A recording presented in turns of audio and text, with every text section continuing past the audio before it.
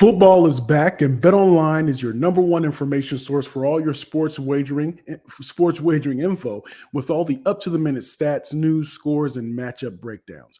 Get the latest game odds, spreads, and totals from the NFL and college football at your fingertips with BetOnline's real-time updates on statistics, news, and odds. From week 1 all the way to the college football playoff and Super Bowl, BetOnline gives you access to the best football promotions and contests available anywhere online.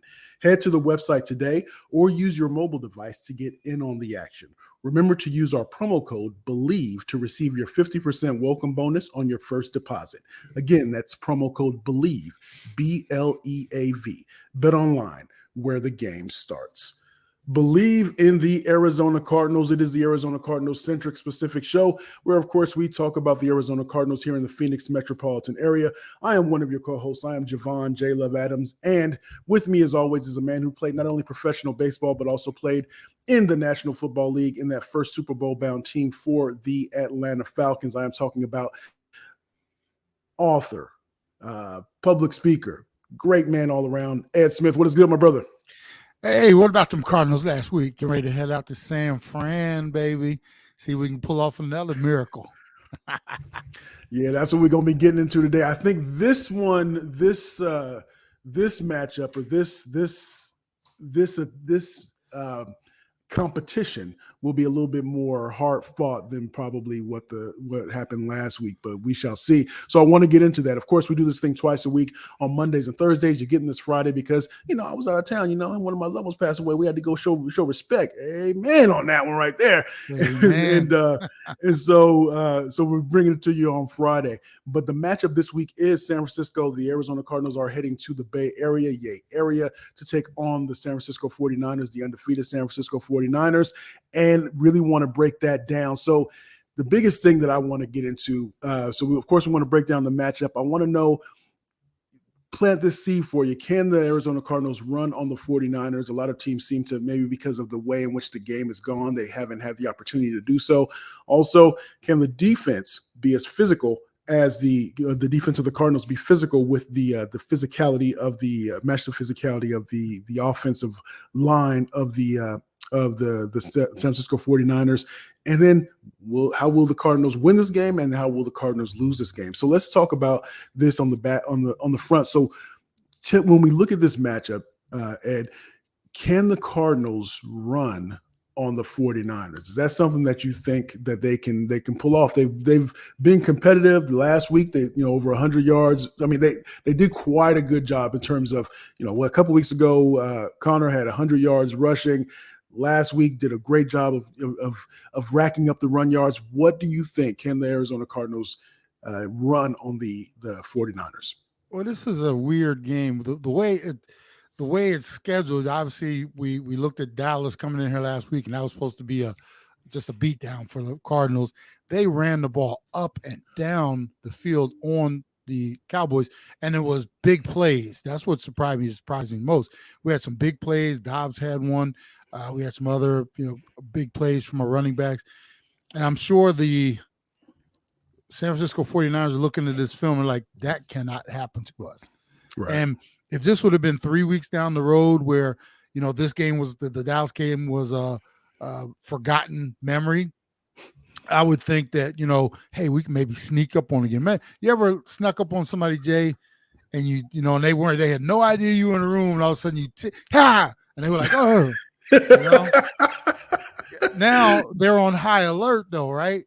Because they know you in there messing around. Hey man, cut that stuff out. Now you try to get them a second time, right? And they're constantly on point, head on the swivel, because they know you're trying to get them again. And that's what for this one, the 49ers are like, wait a minute, you guys see what Arizona did to the Cowboys last week? And I'm sure these are the things we have to stop, because if we stop this, then Joshua Dobbs is going to have to win the game with his arm. And we know he can't do that when we unleash Bosa and, all of our, weapons, McCaffrey. Yeah. So this game, a little bit of a trap game for San Fran, but the trap it's like the trap was on the ground, covered with leaves and everything. And a big burst of wind came kicked it kicked all the grass and the leaves that were put down there for the trap. They're all gone. And San Francisco's looking at this one, they're like, oh, hell no. We, especially at home, we can't allow them to come in here. So this is going to be a game I'll be very surprised. Now, I've been surprised last week with Dallas, as good as they looked, they let that happen. But I have a strong, sneaky suspicion that San Fran is like, look what they did. This is what we're going to stop. And then we're going to do this, that, and the other to them on the offensive side. This could not, 14-point spread. This is after we just beat Dallas, but we're still a 14-point dog going out to the San Fran. The bettors know something. I'll be surprised if it's, if San Fran doesn't cover, but Cardinals have been surprising me so far, being in all 3 games and winning one so far this year. I wonder how happy they are about winning that one, but and nothing would surprise me at this point. But no, I'm thinking San Fran is going to shore up the front and make Arizona win a different way than they did against Dallas past week. Okay, so then that goes into what the head coach Jonathan Gannon has been said in his introductory press conference. We're going to be whatever we need to be in order to win the game. And to your point, in terms of the number of yards that we've been discussing that the Cardinals racked up, it was 30 rushing attempts, 222 yards. One of the things that we talked about earlier in the week was that it seemed to be a little bit more aggressive play calling, leaning towards aggressive play calling by Petzing, because of the what is it? Joshua Dobbs had that design run play. The field just opened up, the line just opened up. It was a huge hole for him, and I wonder if we're going to see some more of that, because isn't that in order to be able to beat a team like the 49ers, where when you think of their head coach and the way he designs things, that they're always moving, they're always shifting, they're trying to keep you guessing.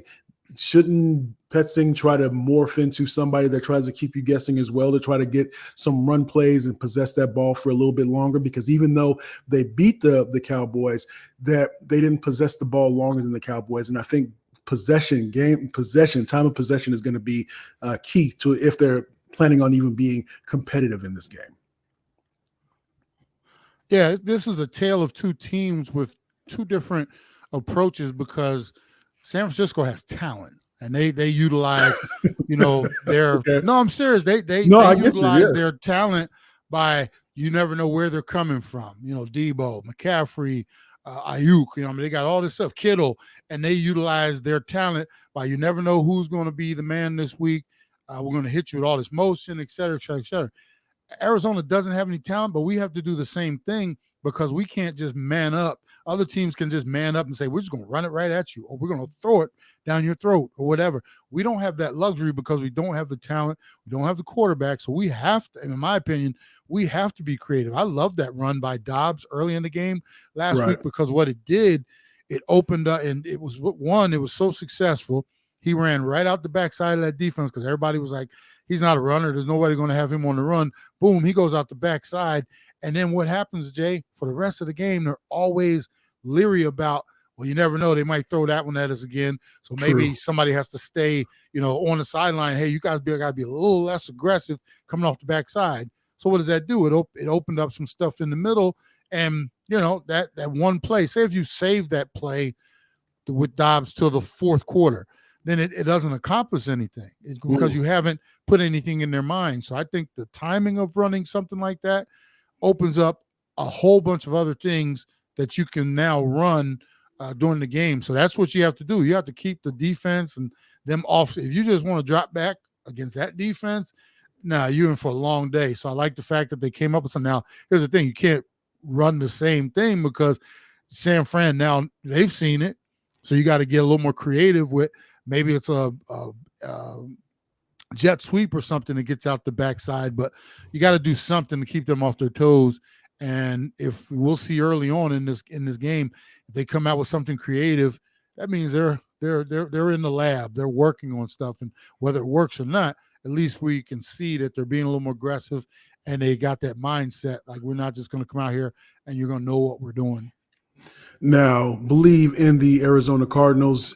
If we get on the defense, when we're looking at the offense of the 49ers, that offensive line, typically, they're, what is it, the zone run scheme? Can you Can you break down? I know I'm putting you on the spot here, but when it comes to the zone run scheme, and we can get back to it if you want to try to be so that you can describe, because the zone run scheme is typically described as or looked at as more of a physical way of running the ball. Would that be safe to say? Or what are some of the advantages of a zone run scheme that 49ers seem to employ? Yeah, Shanahan obviously comes from his dad's tree.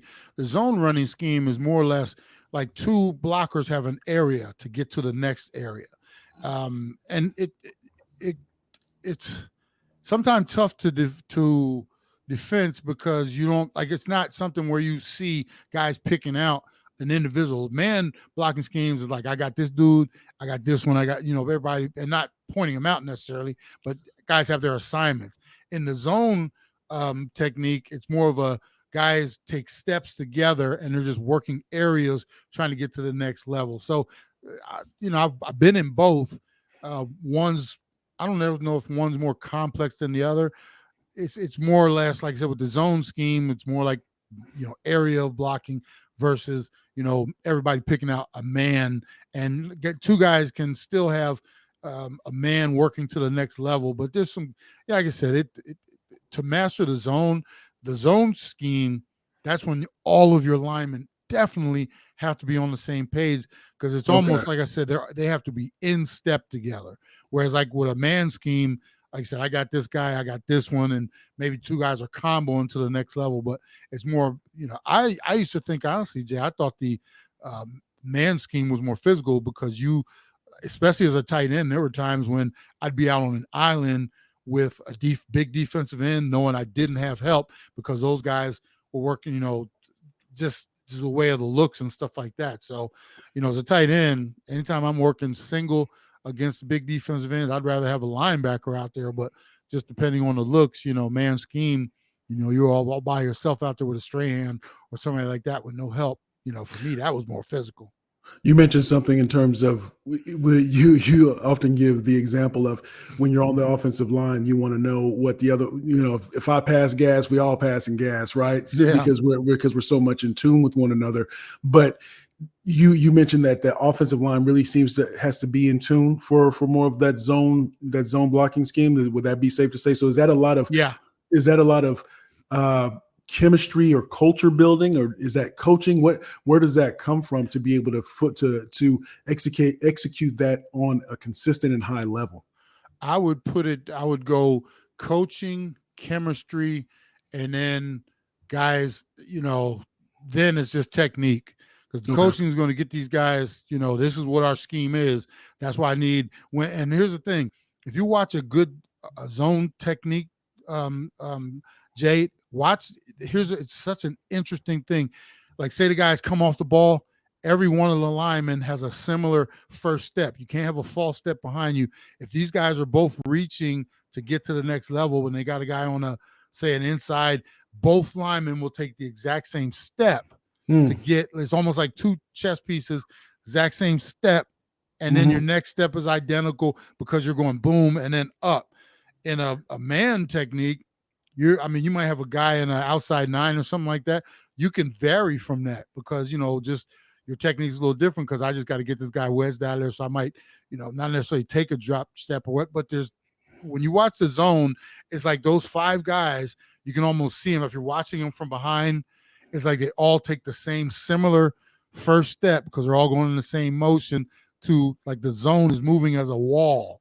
And then going up to the next level. Whereas when you have zone or man technique, every guy or 2 guys, say if there's 2 single blocks on the line and then 3 other guys are kind of working together, you can see different, techniques. One might have a drop step because he's got a guy on a wide 9. It's really something. If you watch it from behind, I could tell you that's zone technique. I can tell you they got a man scheme. It's hard to explain a little bit, but like I said, if you ever watch from behind, you can see the difference in a zone blocking scheme compared to a man scheme. Is it a thing of beauty when it's executed properly? When you say if you watch it from behind, is it a thing of beauty? Absolutely. When you get those guys, like yesterday, watching the Lions against Green Bay, there were a couple times you saw how well they ran the ball. There were a couple times when you could see the guard tackle combination or center guard.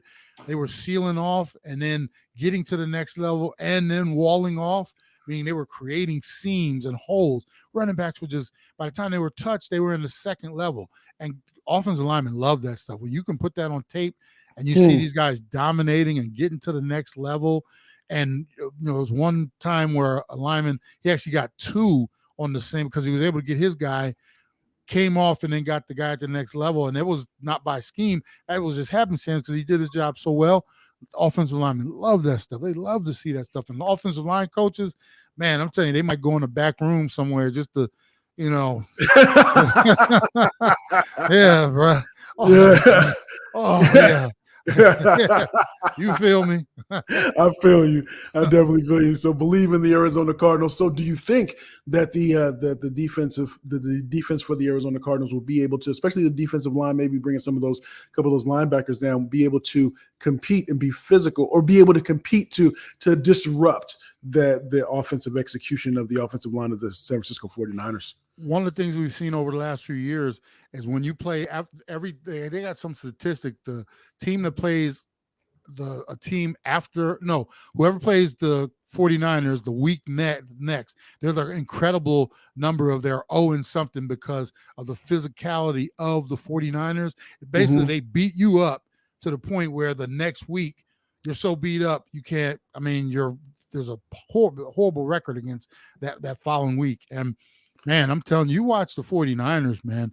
They are physical and punishing, and they get creative. They're also creative, and they don't ask Brock Purdy to do too much. And it's like they're not trying to highlight him. They're just trying to have him go out there and do his thing. And that means by them beating up on you. And what I'm afraid of is their front beating up on our front, and getting to that next level. And like I said, I don't think we have the talent. And I said this about Dallas, but Dallas, they're so wishy-washy in terms of their physicality. Sometimes they're like, wow, they are so finesse. I don't see that from 49ers. 49ers, their whole intent is to try to punch you in the mouth and then, like start the fight. Hey, they're not, you go to the hood and hey, you throw the first punch. You throw the first punch.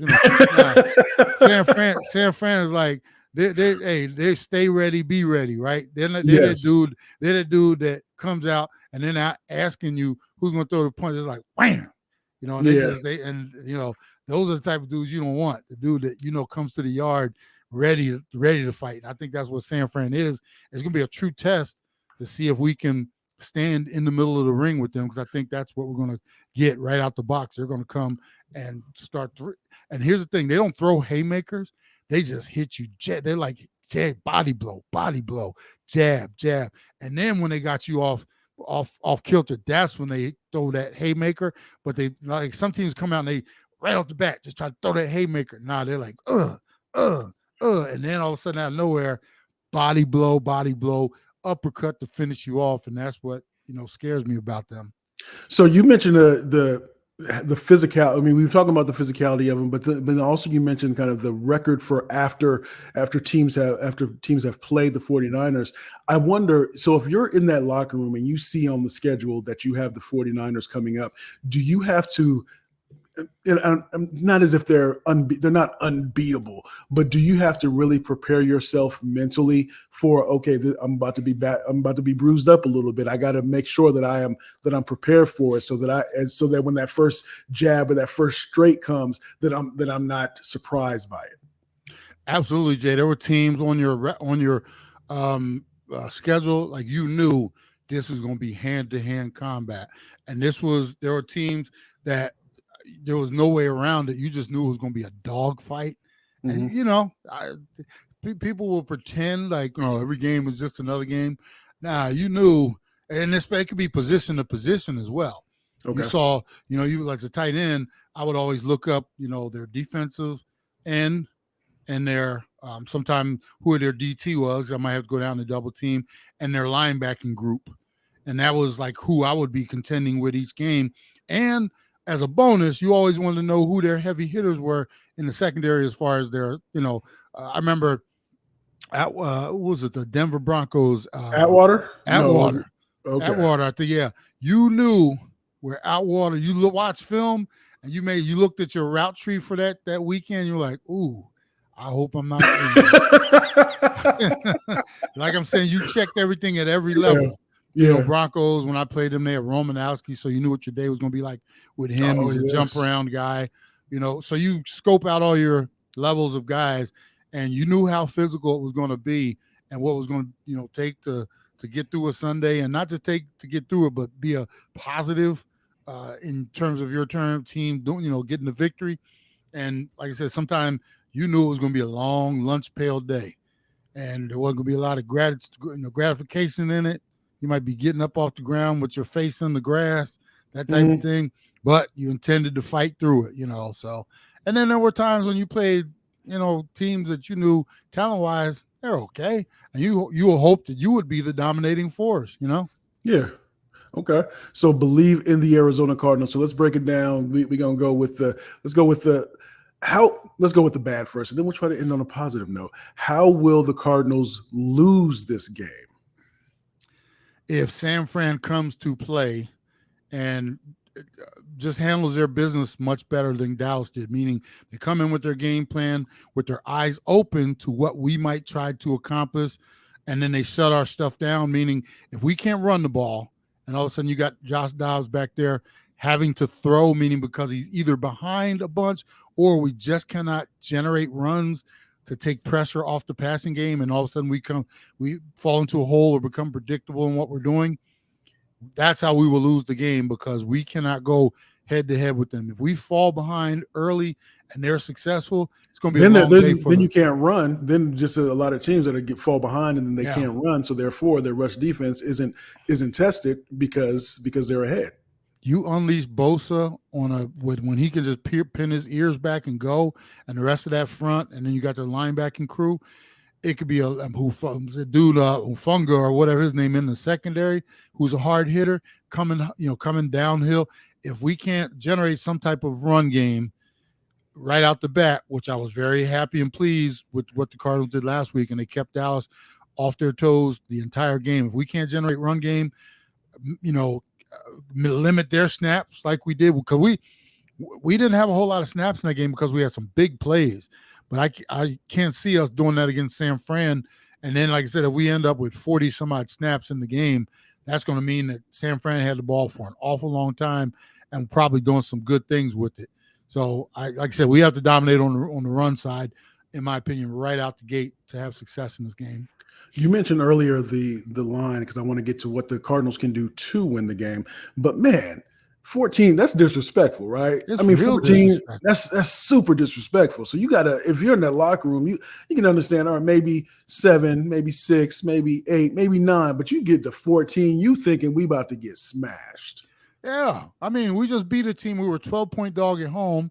We just beat the Dallas Cowboys. And I'm not saying we should be favored to win this game, but you would think it would be within single digits, but 14 in an NFL game, that's no respect. And maybe they're playing that no respect card in the locker room. Think about this too, Jay. We just had a team that lost by 50 points. They lost by 50 points, and they are now favorites on the road to beat the Bears. They lost by 50 points.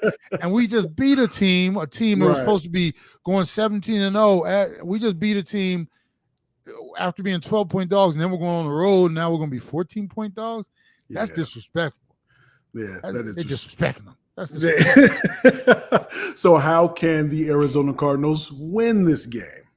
The exact opposite of what I just said. They have to come out, run the ball, be creative with the runs, because if you plan on just coming out and manning up and running, no. You're going to have a little trickery in your game, some jet sweeps, do something to get Josh on the perimeter again, make him get down because we need him. Obviously, you've seen the offense run, semi-successfully with him. Protect him, but utilize him as well. Keep San Francisco off the field as much as possible.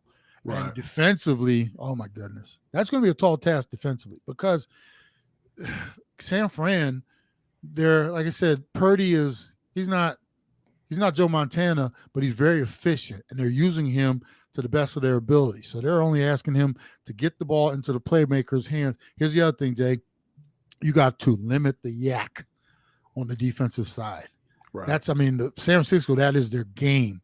Get the We ball. can't have that Marco Wilson. We can't have him taking bad angles and Oh, no. We got it's imperative. We got to keep it in front of you. We got to don't try to get too don't play scared and tentative, but also don't get too antsy either. 5-yard passes to Debo that turned into 20, 25 yards. Yeah. McCaffrey out of the backfield for swing passes. Kittle going up the middle. I mean, you think, all these things that, it's a short pass, and next thing you know, they're 20, 25 yards down the field, or they catch something for 10 or 15, it turns into 30. And also, got to get off the field on third downs. You got to limit their snaps as much as possible offensively. If we can do those things, then we can win. But if we're watching San Fran be successful with the yak, converting third downs, McCaffrey running the ball well, that's not going to. So, our thing is, hey, keep them off the field as much as possible as we can, and see, let the chips fall where they may. But like I said, somebody knows something when you're putting a 14-point spread on this game. It's like I said, it is disrespectful, but yeah, that is super wild. That is super wild. So having said all that, how they can win, how they can lose, how do you see this game playing out? When I look at in terms of what the San Francisco 49ers, when we're looking at what is it, the average point score per game, they're at 30 points per game. The Cardinals at 24, which is in the disparity. When I say this, so when I say this, like, that's the 30 points a game, that's third in the National Football League, and the 24 points a game, that's 13th. That's you wouldn't think that it would be that big of a disparity, but so we know that they can score. But when we look at this game overall, I'll start and I'll let you do cleanup. I think that the Cardinals will fall short. I think that it'll be close until around the third quarter. And when I say close, within about 7 to 9 points until around the fourth quarter. And I think that they'll open it up a bit. So I do think that 14 is more accurate. So I'll say maybe let's go with 35-20, 35-21-ish type of thing. Yeah, I'll give you a boxing analogy. This isn't going to be a Tyson fight where they come out and within the first round it's over. This is going to be more like a Holyfield fight. Okay. They're going to be methodical, body blow you to death, and at the end they either might win by points or knock you out. But even if they win by points, it's going to be a wide margin. So this for me is like a 33-15 type of game, which would give the San Fran covering the spread. But I do, like I said, we'll put up a fight, but I think there's just going to be too much for us, and in the end, like I said, they're going to win on all cards comfortably. And like I said, I wouldn't be surprised in the end it'd be the 10th round knockout, not a knockout in the first or second. And then what's interesting though, so we'll get into this, of course, in next week with next week's shows. But you mentioned the after effects of playing the San Francisco 49ers, and the next game on the schedule is the Cincinnati Bengals, if I'm not mistaken, right? So what does that mean for the Cardinals when they're coming in off of this? Because you're trying to heal up, and then you have the Bengals that are coming in as they're trying to deal with, they have their quarterback that they're trying to just package up and move along slowly through this through this season until he feels more healed or until they get to a bye week. So it's going to be interesting. So we both have the Cardinals coming up short. We were wrong last week, so we don't mind if we're wrong again. We will eat crow. We're happy to eat it. Just don't put any bay leaves on our crow when you make it. We don't want that seasoning. I like mine with extra hot sauce. Extra hot sauce, man. Extra hot sauce. So on behalf of the one and only Ed Smith, I am Javon Adams. We do this thing twice a week on Monday and Thursday. So tell a friend about what we have going on. We're not only available on Bleav.com, but wherever you find your podcast, also on the SiriusXM app. And we are always presented by Bet Online. And so as I always like to say around this time, you can